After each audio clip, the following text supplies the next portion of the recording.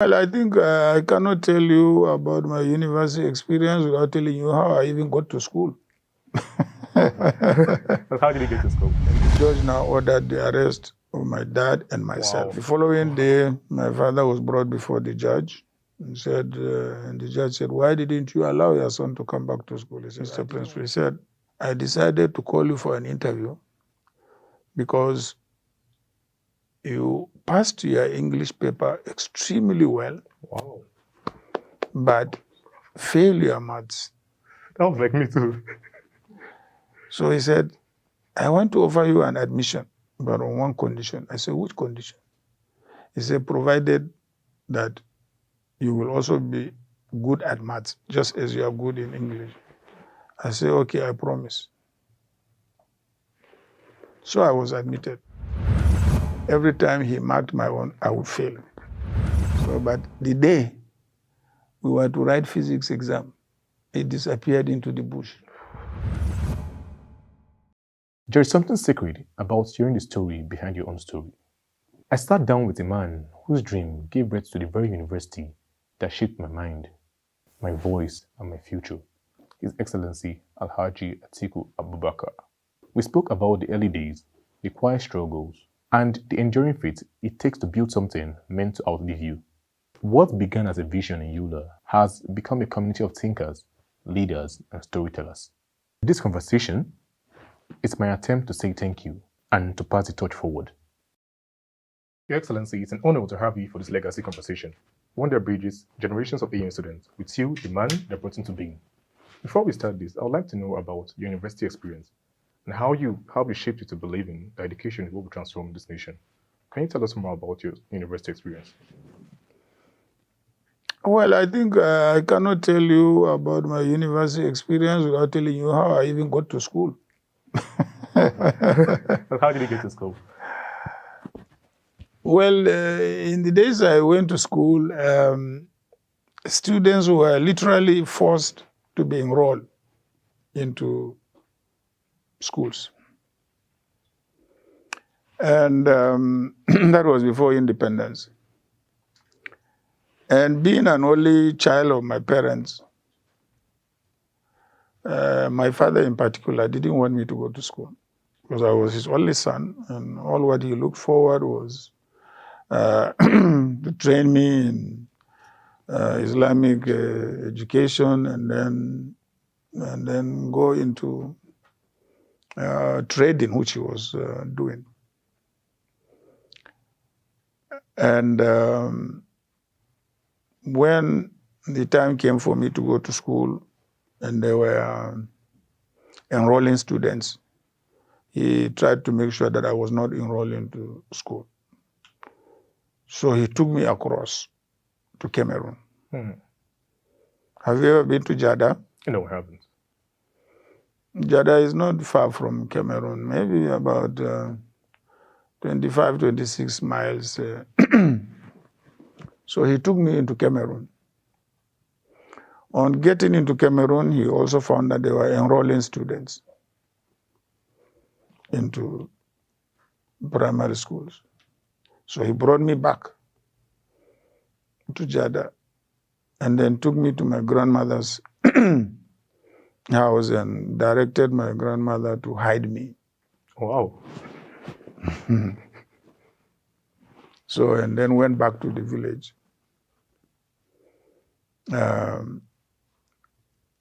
My mother had a brother who had attended adult education. Do you know of adult education? Yeah, my grandfather attended that. Okay. So then the elder brother of my mom now took me to the district head's palace because that was where they were enrolling students. So I was enrolled into, because there was no, excuse me, there was no, can I have a glass of water? There was no nursery school then. We used to have, before you start primary, we used to have class 0. They used to call it class 0. You sit down on the floor and you watch the teacher with a mounted blackboard, and then you start to write on the sand, A, B, C. So I finished class 0, went to class 1. Still my father was not around because he became very angry, with my mother's parents for allowing me to be enrolled.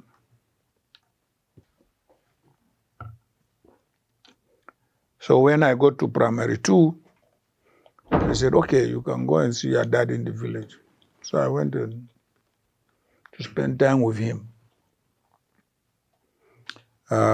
When it was time for me to return to school, he said, no, over my dead body, you will not go back to that European or British school. So he refused to allow me to go back to school.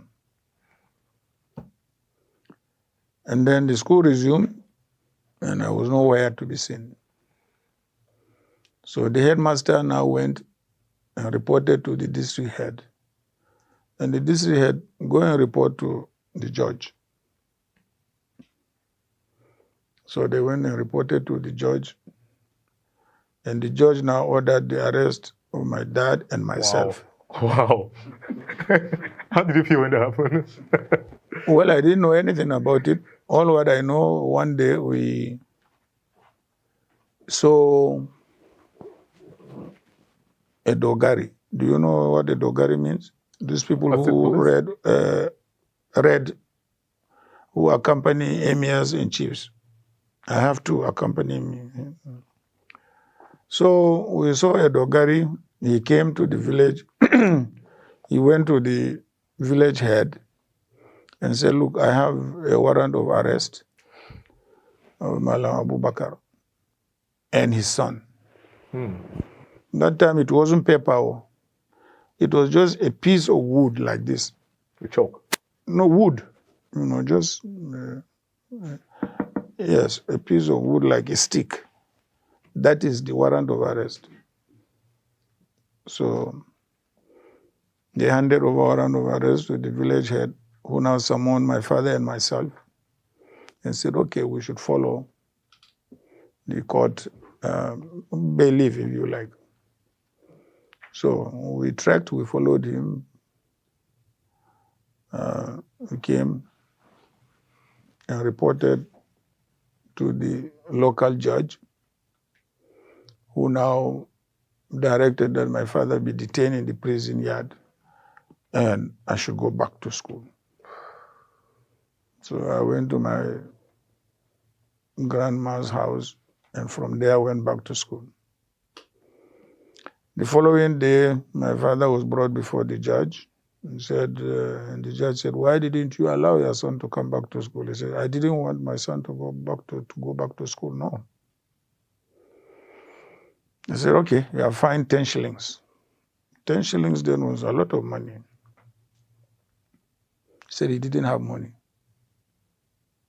So they said, okay, he should be taken back to the prison. So he was taken back to the prison. And then my grandmother now was not happy. So she looked for 10 shillings. She came and paid the judge. And they released my dad, and he went back to the village. And I never saw him until he died. Wow. He went hiding? No, because I was not allowed to go and see him because they feared that if I went to see him, he would also not allow me to go back to school. Okay, I would like to know what inspired you to create the American University of Nigeria and integrating the liberal arts system. Did your father's experience or from not wanting you to go to school shape this in any way? No. It's an entirely different story altogether. Nigeria got independence 1st of October 1960. You remember that? Yes, sir. I was not alive then. but you read. You must have read the history of Nigeria. 1961, I was among the students that passed what we used to call common entrance examination. Then the whole of northern Nigeria, they used to take one common entrance examination from primary to secondary school. So I took that exam, and let me say I passed. Why do you use the word let you say? Yeah, because I'm coming to that. So we were then invited for interview here in General Murtala College. You know that college? Yes, sir. I know that. It was the only secondary school then in the whole of Adamawa province. All Adamawa province, of course, comprised present-day Adamawa and Taraba. So I came to attend the interview, and I met the British principal. His name was Mr. West. He said, Atiku. I said, yes, Mr. Principal. He said, I decided to call you for an interview because you passed your English paper extremely well. Wow. But failed your maths. That was like me too.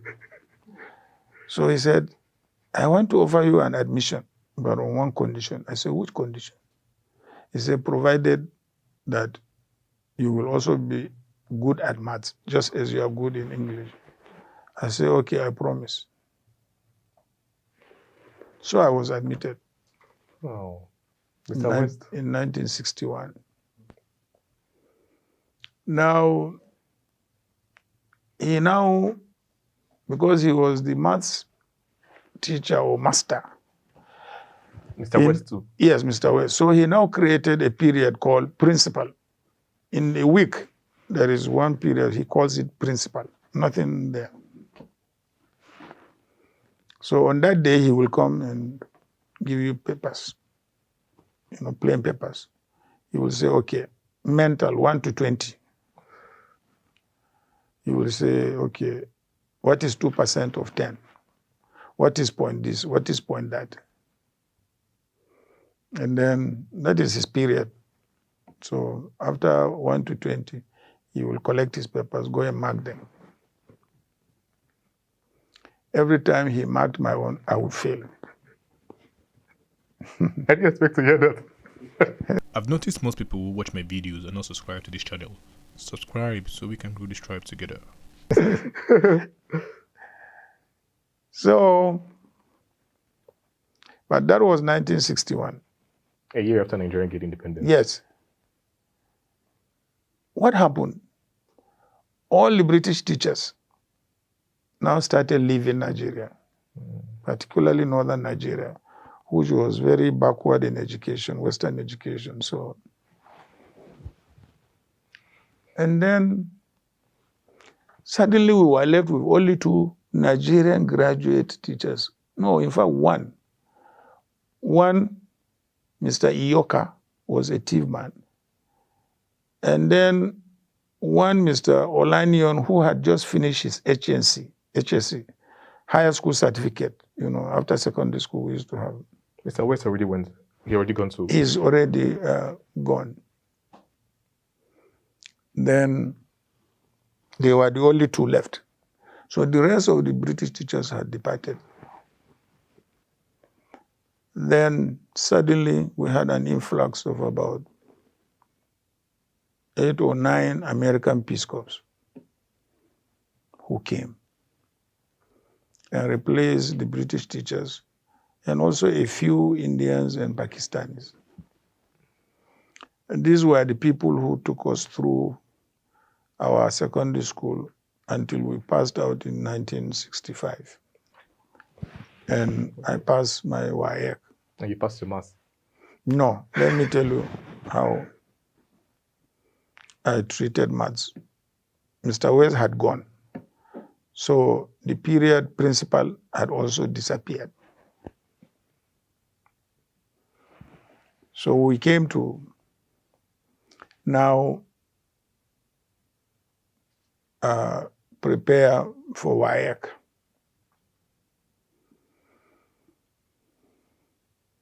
I chose all the subjects that I was good at: arts, history, English, geography, and so on.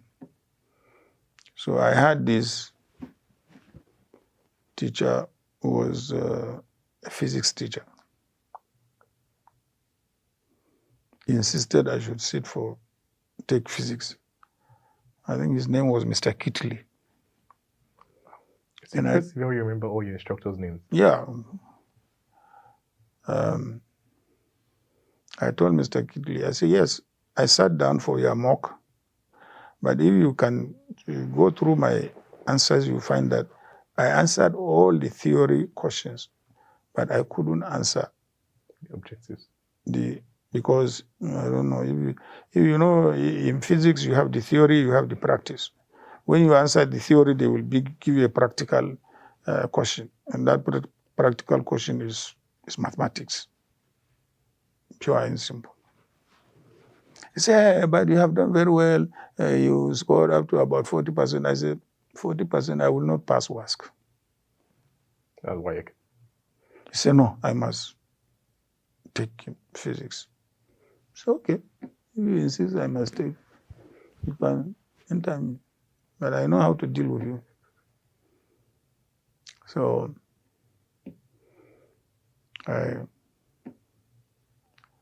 but the day we were to write physics exam, it disappeared into the bush.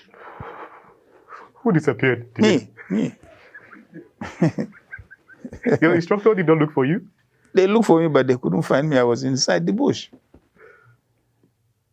I refused to sit for it because I didn't want to see an F against my name. What did you finally see? Huh? What did you finally see after the result came out? I passed all my subjects, but if you didn't sit in an exam, there is no way they can examine you now. Oh, currently, you see, currently in WAEC, JAM, you see an F. No. If you didn't enter for it, you cannot see an F. You just see a blank. So you chose YOLA particularly to establish the American University of Nigeria. Did you do that as a strategic developmental move, or was it? I did it just to remember and appreciate the contributions of American Peace Corps in my education. But for them, we would not have continued. How? There were no qualified Nigerian teachers. The British had left. So the Americans came, the Mr. Fuster, the Mr. Lawson, the Mr. Kresner, and so on and so forth. I remember all of them. So they took us through until we sat for our WAEC, and the results came. All the subjects that I took, I had AAA, I think I had a credit and one pass, finish. Wow. So now,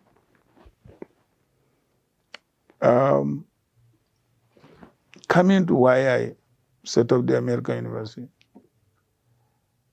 let me say in a simplistic manner, that is to appreciate the role the Americans played in my secondary education. Their system of teaching is entirely different from the British, system of teaching. The British is more rigid, here it's very liberal. Yes. So this is one reason, is to appreciate the contributions of the American Peace Corps in my education. And I say, wait a moment. If the American educational system is not good enough, why is it that they are the most powerful country and they are the most advanced country in the world? That's a very good question.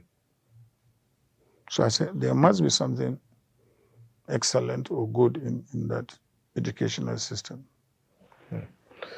In the early 2000s, what were the particular challenges you faced while building this place, and how did you overcome them? Again, I would like to tell you a story when I now approached the American University, Washington. Bob? Yes.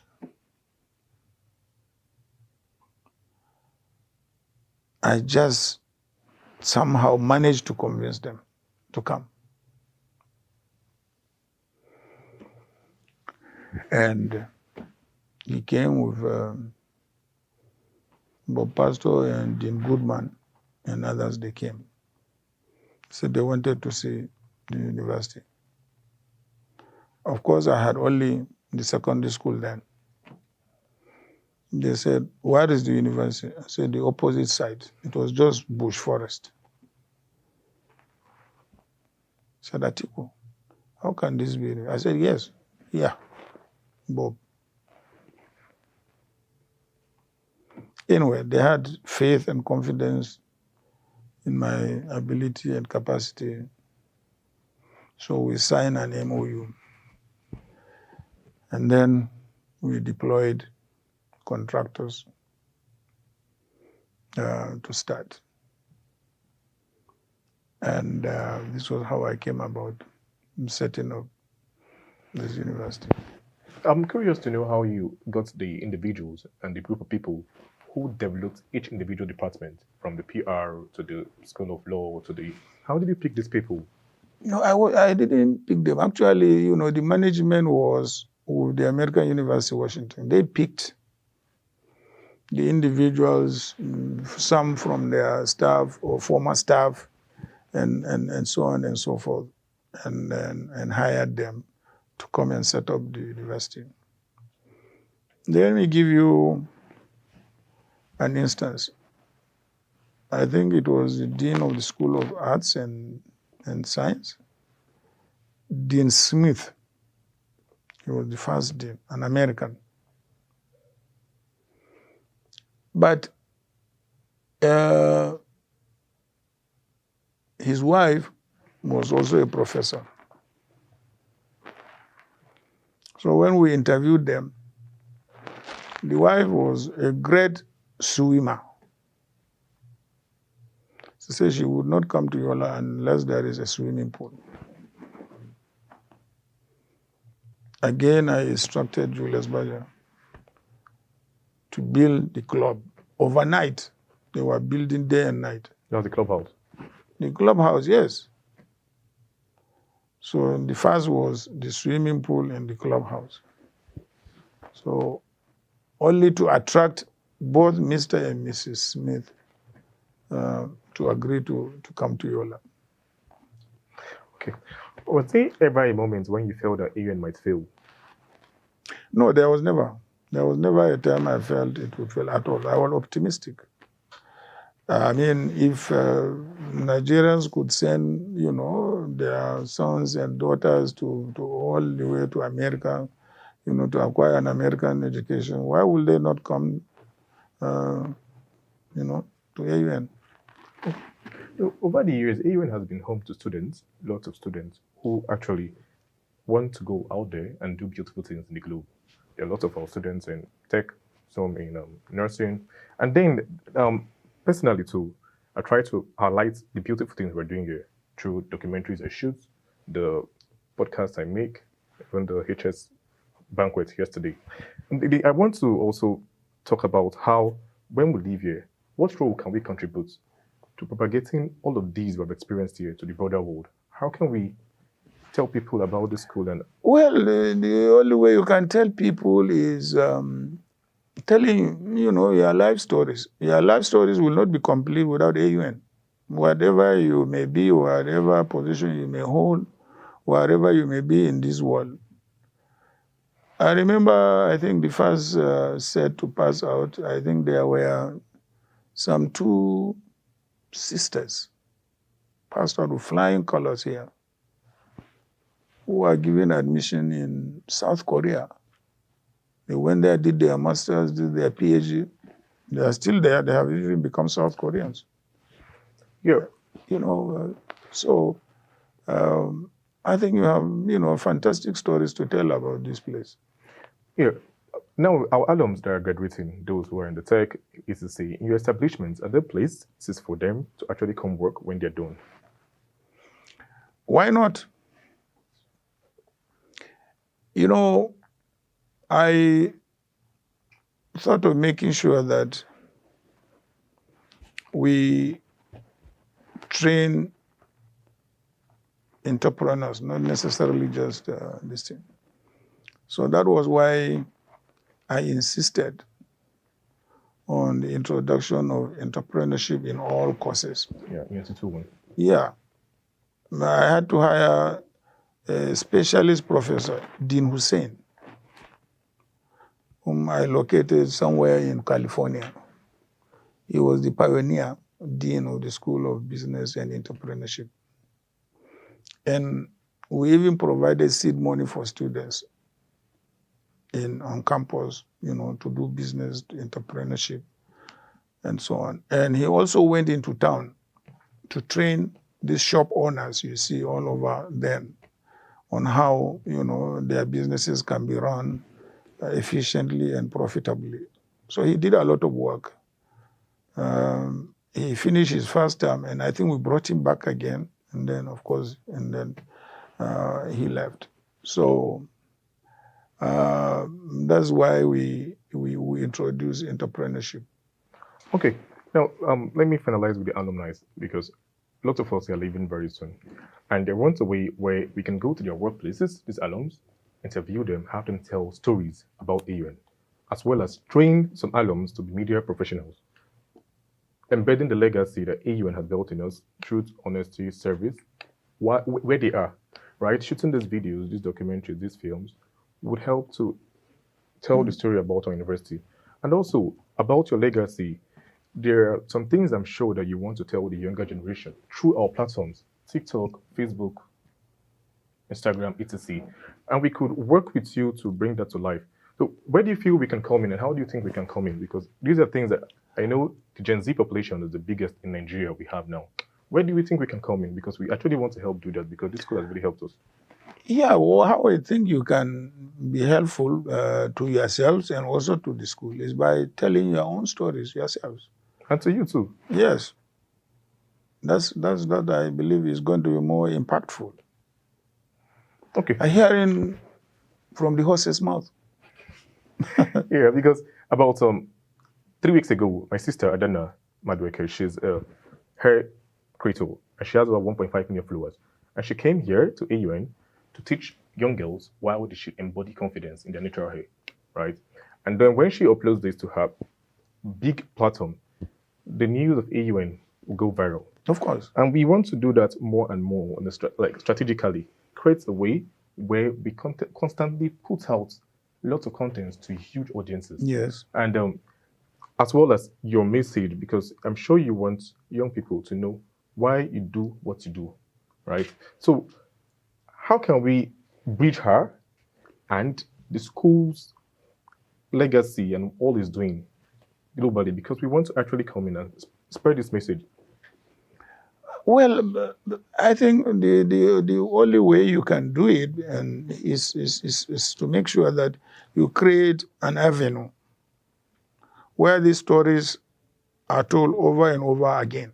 Particularly, young men and women nowadays don't read lots of books.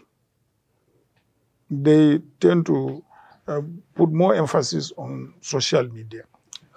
I read a lot. I read your book last night by Tunde Olushonle. So I understand more. But this is just almost like copying from the main book. The main book was the story of Atiku Abubakar. But my attention has just been drawn that you don't seem to have many copies of that book in this university, but it's quite surprising. Because this is a story written by a very renowned Nigerian journalist whom we first met in 1984 when he was just a reporter. And he later on went to the United States, did his master's, he did his PhD, came back. And by the time he came back, I had become a vice president. So I hired him, as one of my, staff. And he wrote a very, very, fantastic book about my story, because going to my roots and so on and so forth. And so far is the best book available. I haven't written my own yet, and I think that is the book I can recommend.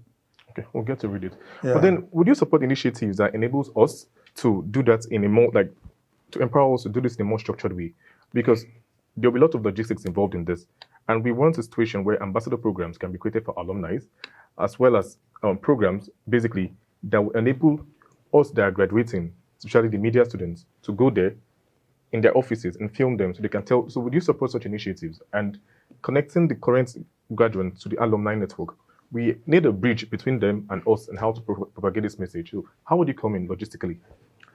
Well, logistically, I can come in based or depending on what you want me to do, how you want me to interconnect, between the various groups. Yeah, and the last question is this. Currently, we need an endowment fund to fund lots of activities that we're doing here in AUN, like the solar project, the student activities, the entrepreneurship. And we are currently, I was talking with an alum recently, Basil Abia, who is creating a structure for this. Would you be willing to invest in this so the school can be long-standing over the years, 20, 30, 40, 50, 60 years? Yeah, why not? I mean, I can look at it and participate. But one thing about donations in Nigeria, particularly from the business community, they are always scared if you are not in government. If when I set up this university, I was in office. If you know the offers that we received, I will build this, I will build that, I will build that, I will build this and that. The moment I left office, all the offers lapsed. But for the fact that, thank God, I was also having my own resources to continue, building this university, would not have been where we are today if you have, to depend on, such donors, because Nigerian donors, are so scared of government.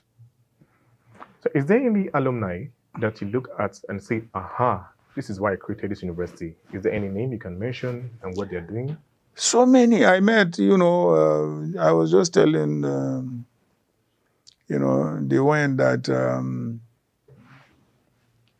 one day I was invited to a wedding in Dubai. And when I got there, I found that both the husband and wife were alumni of AUN. In Dubai. Yes, Wow. yes. One was a pilot in Emirates airline, and the woman, I don't know, she was also an alumni, but they are all based in Dubai. And then again, I was flying from Casablanca to Dubai. I was sitting down. I didn't know that anybody recognized me. And then after we took off, the captain came and introduced himself. And behold, he was an alumni of AUN.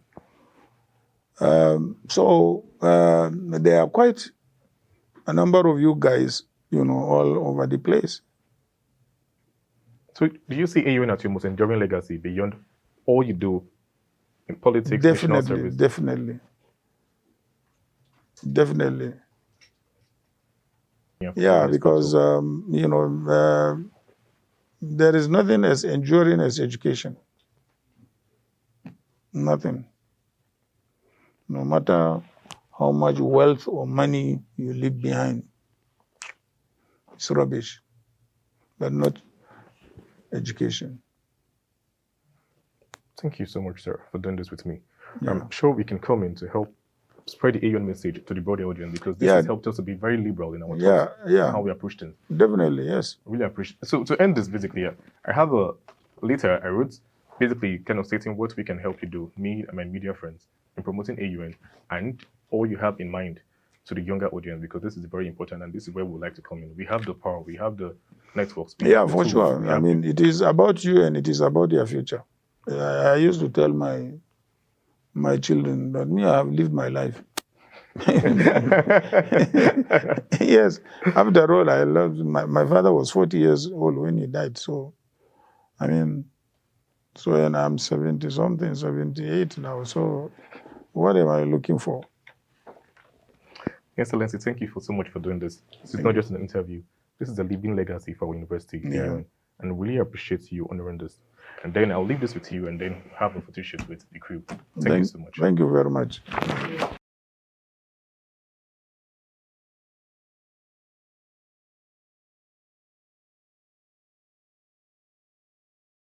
It was an honor having His Excellency Atiku Abubakar grace my podcast. To end this, I'll leave us with this quote by one of the founding fathers of America, Benjamin Franklin. Energy and persistence conquer all things. Thank you for listening.